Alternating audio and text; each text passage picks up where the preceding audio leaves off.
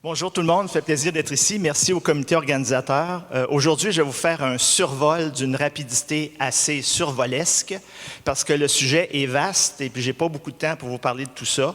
Je voulais commencer par vous allumer un peu avec le fameux rapport du GIEC. Vous connaissez le GIEC, le groupe inter-État sur le climat. Tous des experts qui vont vous dire comment réduire les gaz à effet de serre. Et notamment, une des façons de réduire les gaz à effet de serre, c'est de fermer une partie des entreprises agricoles du Québec en arrêtant de produire de la viande. Inutile de dire que je trouve que cette vision-là est assez obtuse. Et je vous invite à réfléchir plutôt du point de vue de dire est-ce qu'on devrait soit produire moins de viande ou gérer mieux les pâturages pour capter du carbone? Parce que ces gens-là, il y a une grande inconnue dans leurs équations, c'est qu'ils ne savent pas comment les champs des producteurs agricoles captent de carbone. Juste pour vous dire là, très simplement, une prairie avec des bonnes plantes fourragères qui sont en pleine croissance, ça capte du carbone de l'air. Une prairie qui est entre deux récoltes de maïs à nu, c'est une prairie qui relâche du carbone dans l'environnement. Alors, au niveau des pâturages, je pense qu'on a des avantages certains. Par contre, si on veut faire des avancées, à mon avis, au niveau de notre empreinte carbone en production, que ce soit laitière, bovine, ovine ou quoi que ce soit au Québec, il va falloir que le choix des espèces soit accompagné de la régie. Fait qu'aujourd'hui, je ne vous parlerai pas de régie de pâturage, mais je présume que la régie va venir parce que c'est indissociable. Pour vous résumer la régie dans une diapositive, comment qu'on fait ça? La première chose, on ne fait pas comme les producteurs qui ont des chevaux, on évite la surpaissance. Ceux qui connaissent un peu les pâturages de chevaux, je sais que vous adorez la bestiole en question, mais elle mange jusqu'en Chine, elle-là. Puis là, à ce moment-là, la plante n'a plus rien pour faire de la photosynthèse. Alors, on évite la surpaissance. Ça, c'est la première chose. Deuxièmement, puis là, on retourne aux principes, à des vieux principes, ça fait très longtemps qu'ils existent. On respecte une période de repos pour les plantes. C'est-à-dire qu'on fait soit du pâturage en rotation, en bande, peu importe, appelez ça comme vous voulez, peu importe les gourous de la production de pâturage pour les étudiants d'FMT, là, si vous êtes des partisans de Jim Garish ou de peu importe le gourou aux États-Unis, Alan Savory, nommez-les. Le principe de base vient tout d'un seul livre qui a été écrit par un Français qui s'appelle André Voisin. Et une des choses qu'il vous dit, c'est respecter les périodes de repos des plantes. Naturellement, si le pâturage est trop dégradé, là, à ce moment-là, on va penser à ressemer. Mais vous voyez que pour moi, c'est une troisième étape, ce n'est pas une première étape. Si on passe notre temps à ressemer, on dépense de l'argent parfois pour rien si on n'a pas changé notre régie. Maintenant, si on ressème des pâturages, aujourd'hui, le sujet, c'est de dire on ressème ça avec quoi, avec quelle espèce. Là, je suis retourné dans les recommandations de base au Québec. Tout le monde connaît par cœur le guide sur les plantes fourragères édité par le CRAAC en 2005. Je suis convaincu de ça dans la salle. Oui, je vois des oui, absolument. Et dans ce guide-là, vous avez les espèces qui sont au tableau présentement, qui sont les espèces recommandées.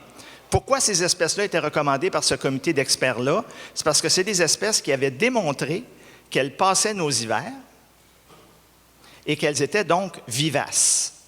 Du côté des légumineuses, je me suis mis, puis ça, c'est celles qui sont recommandées pour le pâturage, parce que vous voyez le trèfle cura. Le trèfle cura n'est pas une espèce qui est recommandée pour les prairies, mais pour les pâturages, elle est recommandée. J'ai marqué en rouge le lotier corniculé juste pour vous indiquer que c'est la seule légumineuse dans cette liste-là qui ne cause pas le ballonnement ou la météorisation, appelez ça comme vous voulez. Moi, j'appelle ça du ballonnement pour parler comme tout le monde, là. Donc, c'est une espèce qui ne cause pas le ballonnement. De ce côté-là, c'est très intéressant. L'autre bord, vous avez les graminées qui étaient recommandées en 2005 par le CRAAC Plantes fourragères. Alors, vous avez les bromes, vous avez les fétuques, dactyles, bien sûr, et d'autres espèces. On va regarder brièvement les caractéristiques de chacune de ces espèces-là. Bien sûr, dans les dernières années, on a été frappé par des swings ou des variations extrêmement importantes dans les précipitations. Ça ne veut pas dire que le climat change selon Donald Trump, et je ne le sais pas, il a peut-être raison, c'est un grand climatologue. Mais une chose est sûre, c'est qu'il y a eu des swings importants, des variations importantes dans les températures, puis surtout dans les précipitations qu'on a observées. Je vous réfère, pour ceux qui ont besoin des options pour les fourrages d'urgence, à la présentation de Philippe Séguin au colloque Plantes fourragères 2015. Elle est disponible sur AgriRéseau. C'est gratis, c'est 3 clics de votre souris sur Internet.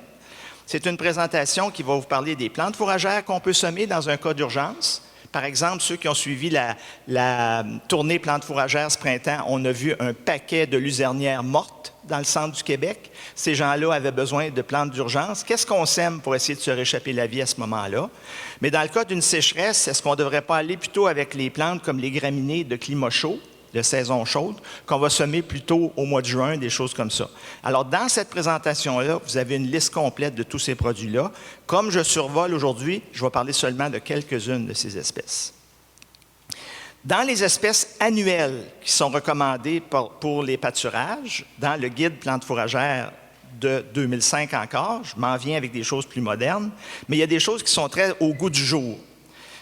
Les céréales, là, je pense que c'est très important de penser de plus en plus en termes de céréales d'automne. Triticales, secs d'automne, ce sont des plantes qui peuvent être drôlement intéressantes dans un contexte global d'entreprise. Et ça, vous allez voir, c'est vrai parce que c'est pas moi qui le dis, c'est un Américain qui s'appelle Tom Kilser, qui travaille juste l'autre côté de la frontière, ici dans l'État de New York. Et les clients de Tom Kilser sèment de plus en plus des céréales d'automne pour avoir soit quelque chose à récolter ou quelque chose à faire pâturer tôt au printemps pour éviter justement les périodes de sécheresse ou au moins avoir quelque chose parce qu'au printemps, en général, dans le nord-est de l'Amérique du Nord, on a eu de la neige pendant l'hiver, donc on a de l'humidité pour faire pousser quelque chose. Et ça devient des produits intéressants. Au niveau des annuels de climat chaud, je parlais avec Patrice Vincent tantôt de Concentré scientifique Belle-Île. L'herbe du Soudan est devenue un sujet très hot, si je peux m'exprimer ainsi, dans les dernières années. Alors, c'est une annuelle de climat chaud qui est recommandée. Je pense qu'il va y avoir beaucoup de travail à faire à essayer de démêler tout le monde entre les sorgho Soudan, les herbes du Soudan aussi, leurs caractéristiques, parce que personnellement, je ne recommanderais pas à mes clients de semer du sorgho s'il y a moyen de semer d'autres choses, surtout si on fait du pâturage. Parce que vous savez que dans le sorgho, il y a des molécules qui peuvent être problématiques au niveau de la santé de l'animal. En termes de régie, il faut être vraiment bien équipé. Et de ce côté-là, j'aurais tendance à éviter, mais vous pouvez être en désaccord. Il y a des micros tantôt, vous vous exprimerez. Ensuite, le dossier des brassicas aussi, toute la famille des brassicas. Encore là, des plantes qui peuvent être un petit peu spéciales à faire pâturer, il ne faut pas l'oublier. Il y a des composés là-dedans qui peuvent causer toutes sortes de problèmes, et notamment des accumulations de nitrates qui peuvent être problématiques pour la santé des animaux. Il n'y a rien de gratuit dans ce que je vous dis. Mais ce sont les plantes qui sont recommandées et vous voyez les dates de semis qu'il y a pour ces espèces-là. Alors, d'un point de vue économique aussi, une chose que les experts du CRAC vont vous dire, c'est que les pâturages à base d'espèces annuelles, à cause de leur coût, ne devraient pas représenter plus que 10 des superficies sur la ferme. Mais c'est bon d'en avoir une certaine quantité pour justement avoir un système qui soit relativement agile. Moi, j'appelle ça de l'agilité, c'est-à-dire être capable de se réchapper la vie lorsqu'on a des printemps comme on a eu cette année ou lorsqu'on a des étés comme les gens du Bas-Saint-Laurent ont expérimenté dans les 2 dernières années ou bien les gens de l'Outaouais les années précédentes. Et il semble que ça va être des phénomènes qu'on va voir de plus en plus souvent. Donc, le mot que j'appelle, moi, c'est agilité, c'est-à-dire d'avoir un système qui nous permette, avec des plantes annuelles, des plantes vivaces, des plantes de climat chaud, de pouvoir se réchapper. Bien sûr, si on est en Abitibi-Témiscamingue ou en Gaspésie, on va laisser faire certaines plantes de climat chaud comme les sorgho de saison longue. D'accord? Ensuite, lors du renouvellement d'un pâturage, bien sûr, les espèces annuelles peuvent être très intéressantes, notamment à cause de leur vertu de croissance rapide pour compétitionner avec les mauvaises herbes. La nature a horreur du vide. Si vous laissez un carré vide dans un pâturage, il va être rempli par quelque chose, puis souvent, ça va être une espèce que vous ne désirez pas. Alors que si vous avez une espèce annuelle, heureusement, ça pourrait remplir l'espace en question. Je viens de vous parler du guide plantes fourragères pendant un bon nombre de temps, les recommandations de base au Québec, mais depuis ce temps-là, il y a des nouvelles espèces, des nouveaux hybrides, etc. Je vous en liste une partie ici. Je ne les ai pas tous. Si vous en avez que vous voulez ajouter, je vous invite encore une fois à intervenir. Mais notamment, il y a des choses qui ont fait couler beaucoup d'encre. Le trèfle d'Alexandrie. J'imagine qu'il y en a plusieurs d'entre vous qui avaient entendu parler et où semer du trèfle d'Alexandrie. Je vous rappelle que c'est un trèfle annuel. Je vous rappelle que ses principales vertus, c'est que lorsqu'on rétablit une prairie et ou un pâturage, c'est une plante qui va amener une augmentation de la qualité du fourrage qui va être produit la première année, de par son fort niveau de protéines brutes et sa digestibilité qui est très grande. Je réfère à Huguette Martel du MAPAC dans ce cas-ci. Huguette a fait énormément de projets, mais il y en a d'autres qui en ont fait à l'intérieur de la province. Le sainfoin, c'est une plante qui fait couler beaucoup d'encre dans l'ouest du Canada présentement. C'est une autre légumineuse qui ne cause pas le ballonnement. Et donc, les gens en Alberta, par exemple, les chercheurs qui travaillent sur le sainfoin vont vous dire que si tu as à peu près 15 de sainfoin dans le mélange avec de la luzerne, tu peux faire pâturer ce mélange-là et il n'y aura pas de ballonnement chez les animaux qui pâturent ce mélange-là. Je ne suis pas en train de vous dire de faire ça. Je suis en train de vous dire de regarder les travaux de Caroline Halde, qui, dans le cadre d'un projet avec l'Université Laval, est en train d'étudier le sainfoin, entre autres, comme les plantes tannifères, qui s'appellent, parce que le sainfoin contient des tanins, lui aussi, comme le lotier. C'est ce qui fait que ça ne cause pas le ballonnement. Jusqu'à maintenant, je vous avoue que ce que j'ai vu comme résultat, c'est qu'au niveau de la croissance du sainfoin dans les régions où ils sont, c'est pas féroce. Alors qu'en Alberta, ça fonctionne très bien. Donc, avant de se lancer dans 500 acres de sainfoin, on se calme un peu le pompon, puis on regarde les résultats de ces projets-là. Mais on parle ici de nouvelles espèces, de nouveaux hybrides, un petit peu un regard vers le futur. Je me permets de faire un clin d'œil à un nouveau trèfle hybride. On fait beaucoup d'hybridation au niveau des espèces de graminées, par exemple, avec les Festulolium, mais vous savez qu'on peut hybrider dans le trèfle aussi. Et il y a des gens en Grande-Bretagne qui ont hybridé un trèfle cura avec un trèfle blanc. Le trèfle cura, une des espèces les plus frustrantes au monde, c'est une plante rhizomateuse qui va durer extrêmement longtemps, mais essayez de trouver de la semence. Si vous en trouvez plus que 3, vous êtes bon. Ça coûte une fortune en plus. Alors, du trèfle cura, on en voit très peu. Il y en avait ici, à l'Université McGill. Philippe Séguin a travaillé là-dessus. Eux, ce qu'ils ont fait, ces gens-là, ils ont fait un hybride cura blanc. Donc, trèfle blanc, trèfle cura, qui est allé chercher certaines caractéristiques du trèfle cura, c'est-à-dire qu'il y a des rhizomes qui lui permettent d'être plus vivace. On verra. Je vais vous montrer une des photos tantôt. Au niveau des graminées de climat frais, j'insiste, c'est des graminées en C3, graminées de climat frais. Dans les espèces qui ont fait parler beaucoup d'elles dans les dernières années, le Festulolium. Je ne sais pas si vous saviez, mais le Festulolium, c'est parti d'Europe. En Europe du Nord, ceux qui ont visité l'Europe du Nord, vous allez remarquer qu'il y a une plante d'un champ. Le king des plantes fourragères là-bas, c'est du régras vivace, perennial ryegrass, comme on dit en anglais. Alors, vous parlez des pays comme la Hollande, vous parlez du Danemark, tout ça, c'est de ça partout. C'est une plante extraordinaire en termes de qualité fourragère. Par contre, c'est une plante qui a besoin de pluies très régulières. Or, il y a des changements climatiques. Or, ils sont rendus avec des sécheresses occasionnelles dans le nord de l'Europe. Qu'est-ce qu'ils ont fait? Ils ont dit, on va croiser le régras avec des fétuques, soit de la fétuque des prés, soit de la fétuque élevée, soit d'autres fétuques. Et donc, ça donne un hybride. Donc, il faut faire attention parce que ce n'est pas parce que ça s'appelle du Festulolium que c'est la même plante. Dépendant du type de Festulolium, donc c'est-tu un type fétuque ou c'est-tu un type ryegrass? Très important. J'ai mis à côté aussi les CV à feuilles souples. J'ai consulté les catalogues de nos amis les semenciers.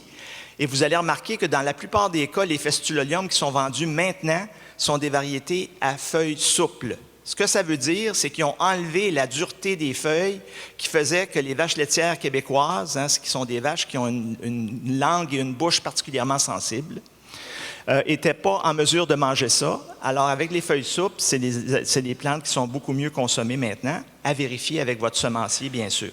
Au niveau des graminées de climat chaud, je reviens avec les millets pour vous parler du millet perlé. Dans ce dossier-là, au niveau des hybrides sucrés de sorgho, herbe du Soudan puis des millets perlés, l'ironie là-dedans, c'est que ce n'est pas l'agriculture qui pousse. C'est les gens qui veulent faire pousser de la biomasse pour faire de l'alcool pour mettre dans les autos avec lesquels on s'est envenu ici à La Réunion aujourd'hui. Alors, ces gens-là recherchent des cultivars plus sucrés pour pouvoir en extraire les sucres, pour pouvoir faire de l'éthanol qu'on va mettre dans notre voiture. Okay? Or, ces cultivars-là sont quand même bénéfiques pour les animaux.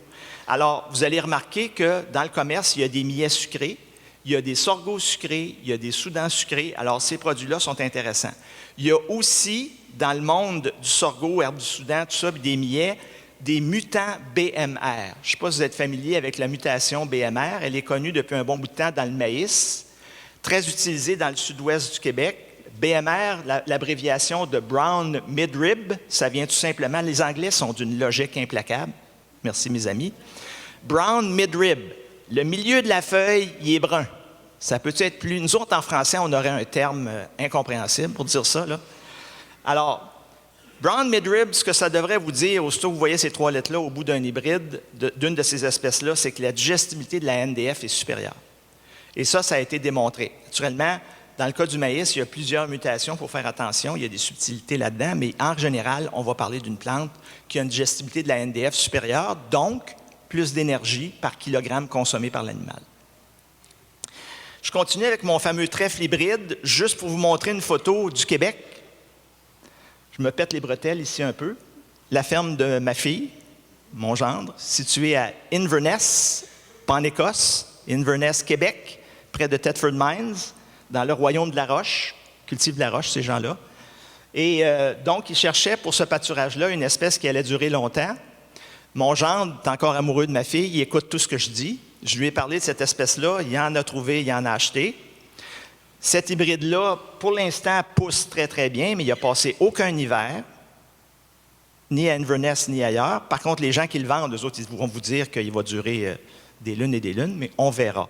Mais pour l'instant, je vous montre juste ça pour vous dire qu'il y en a, puis que la caractéristique, comme je vous dis, c'est d'avoir des fameux rhizomes.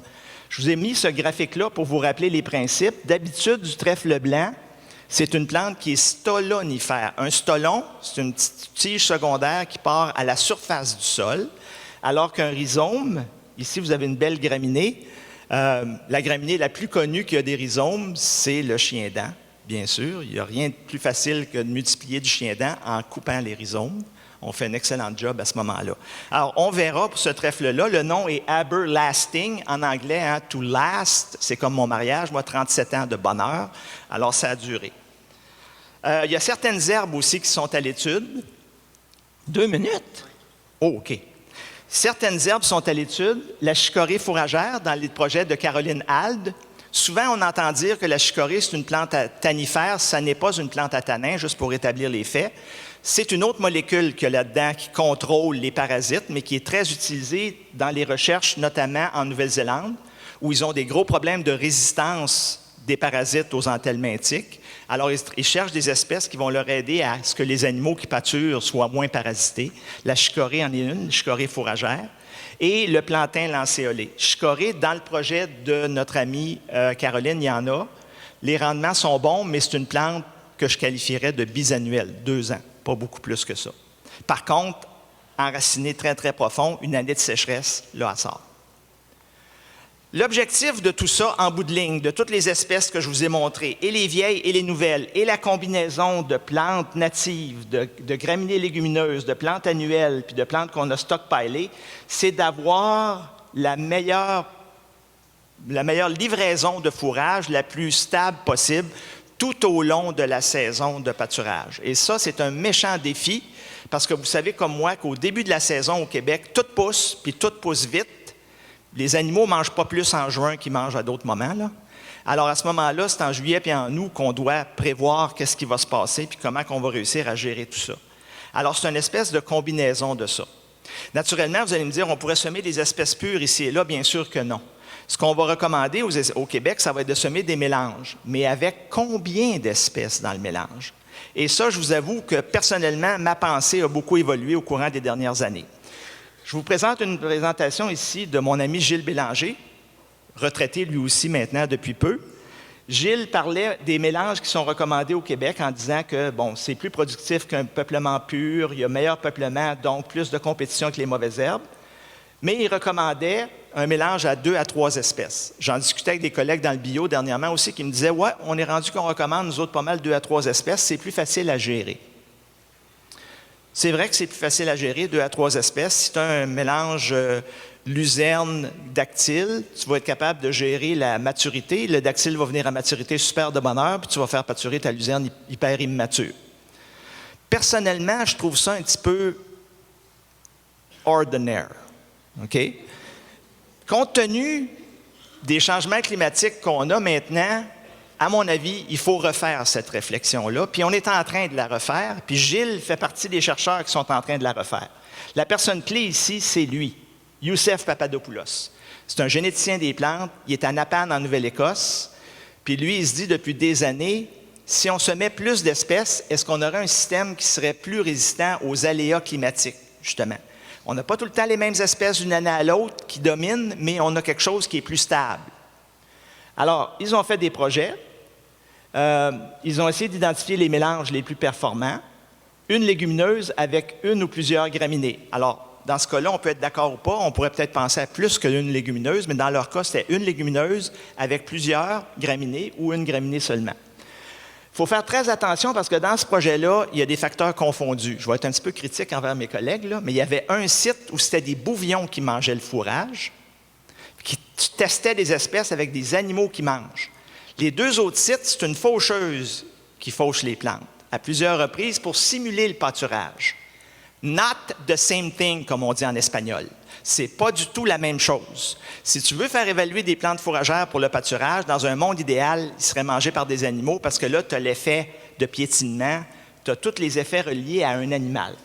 Et vous allez voir que dans certaines conclusions de ce projet-là, c'est différent d'un site à l'autre. Parce que, à mon avis, dans un site, c'était des bouvions. Alors, vous voyez comment ils décidaient de la hauteur de fauche auquel ils envoyaient les animaux. C'était géré sur une base de hauteur de fauche. Comme il me reste 5 minutes, j'accélère.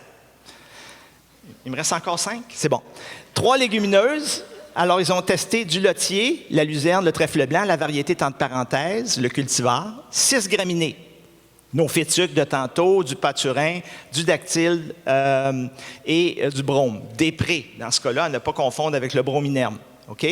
Ils ont, dans la première expérience, fait 18 mélanges binaires, une à une. Donc, 6 mélanges avec du lotier, 6 mélanges avec de la luzerne, 6 mélanges avec du trèfle blanc. Puis, chacune des graminées en question, ça fait 18 mélanges. 6 fois 3. Les étudiants d'FMT, retenez ça, 6 fois 3 equal 18. Donc, à Napan, c'était pâturé. Semis en 2010, suivi 5 années, ce qui est déjà bon parce qu'en général, nos projets sont plus court terme que ça en agriculture. 5 ans, à mon avis, c'est un minimum avec des projets de plantes fourragères pâturage. Regardez celle-là. Le trèfle blanc n'a pas bien... Une des conclusions, là, le trèfle blanc n'a pas bien fait à Normandin et Lévis, sous régime de coupe fréquente. Le trèfle n'a pas aimé ça se faire couper souvent. À Napan, il a fait aussi bien que les deux autres. Donc, il faut faire très attention avant de dire que du trèfle blanc, c'est pas bon. Les mélanges contenant du brome des prés ont eu un meilleur rendement en matière sèche et une meilleure qualité fourragère que les autres graminées dans le test. Brome des prés, une espèce qui est sélectionnée dans l'Ouest par un ancien professeur de McGill. Alors déjà là, c'est mieux que toutes les autres espèces. Okay? Le mélange lotier-brome des prés a donné le meilleur rendement potentiel en lait qui tient compte de la quantité et de la qualité du fourrage produit. Alors, c'était intéressant. Ils ont fait 8 mélanges complexes d'une légumineuse avec plusieurs graminées. Alors, il y avait soit de la luzerne ou du lotier, puis vous avez les mélanges de graminées. Je suis obligé d'accélérer parce que mon bouncer ici va me tasser, ce ne sera pas long. Alors, encore là, il y avait des mélanges, voilà. Alors, ici, des essais, des résultats super intéressants. Concentrez-vous, regardez bien ça. Si on regarde le rendement, alors ça, c'est les 4 mélanges de graminées, là. Il y avait des mélanges de fétuques des prés, de fléoles, des affaires de même. Dans le cas du jaune, c'est la barre avec le lotier. Dans le cas du mauve, c'est la barre avec la luzerne. Il y a toujours plus de rendement dans les parcelles avec la luzerne. Big surprise. Pas très surpris, il y a beaucoup de rendement. Est-ce que les animaux ont fait plus de poids?